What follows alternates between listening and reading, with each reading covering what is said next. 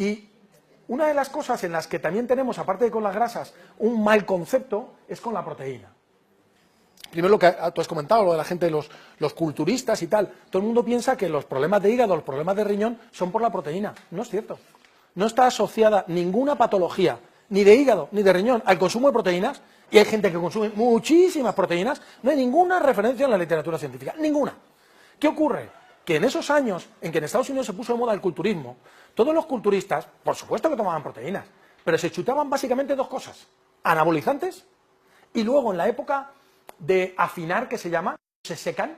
Un culturista, no sé si sabéis, que tiene una época en la que se pone cachas, pum, pum, pum, entonces come mucho y hace muchas pesas, pum, pum, pum, y luego, como se hace muy siempre, no se ven los músculos, hace y se estruja, ¿no? Entonces, para estrujarse, cambia el entrenamiento, cambia la alimentación y se mete diuréticos.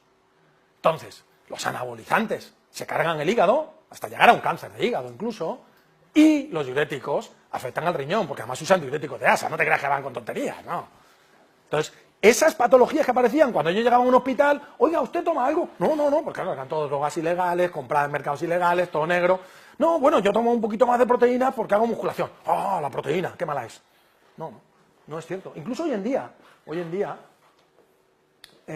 la necesidad de proteínas es tan importante que, lo voy a pasar ahora después, pero lo digo ya, porque como lo voy a pasar rápido, seguro que no me paro, que en pacientes renales, por ejemplo, en pacientes con síndrome nefrótico, se aumenta su ingesta de proteínas sumando aquello que pierden por vía renal.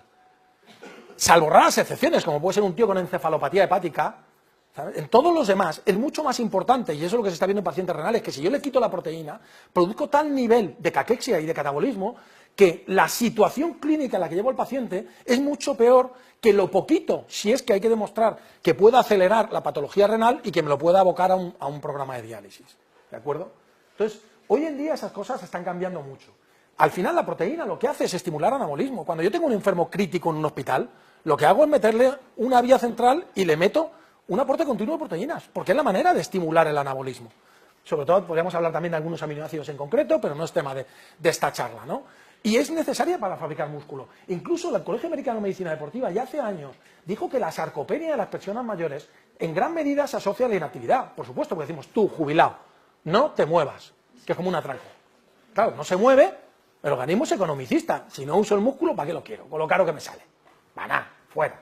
Pero no solo eso, sino que vio que había un descenso muy importante del consumo de proteínas en las personas mayores. Y yo, por ejemplo, como os contaba el caso de mi madre, y me di cuenta con ella. A mi madre le costaba mucho, le apetecía comerse, no, hijo mío, una tostadita, un poquito de mermelada. El hidrato de carbono siempre es como más placentero.